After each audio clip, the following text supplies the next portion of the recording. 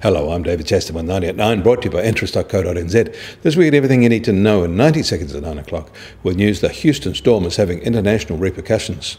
But first, the American trade deficit in goods rose in July as exports fell more than imports, suggesting that trade would make only a modest contribution to their economic growth in the third quarter. Inventories are pretty much unchanged. The cost of that Texan storm is expected to hit the insurance industry to the tune of about $30 billion, but the total cost will be far higher, probably well over $100 billion, because most people don't have insurance. That compares with the 2011 Christchurch earthquakes of about $16 billion.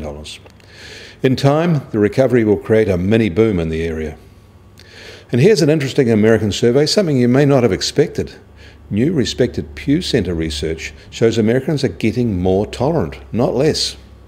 But all we hear is from the strident anti-brigade. While most multiracial people say that they've been targets of racial slurs or jokes, almost none of them think that their status is a liability in the US. 1 in 5, the Pew survey says, finds that an advantage, while 3/4 say they've made no difference to their daily lives or career. Pew Center's conclusion: multiracial Americans are at the cutting edge of social and democratic changes in the US, young, proud, tolerant, and growing at a rate 3 times as fast as the population as a whole. China's central bank is nudging up the value of its currency in a relentless move, taking it to a 13-month high against the US dollar. Still, it's only a 3-month high against the Kiwi dollar. In the Himalayas, India and China appeared to have ended a months-long military confrontation. Both sides are seeking to portray the withdrawal as a victory.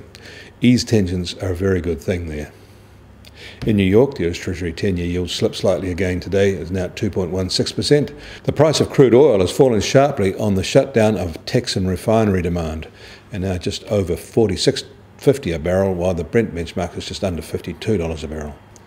These refineries are major crude consumers, and while petrol prices may have jumped, taking out this processing demand, about 15% of US refining capacity, has had the opposite effect on crude prices. The impact will be particularly tough on places like Venezuela.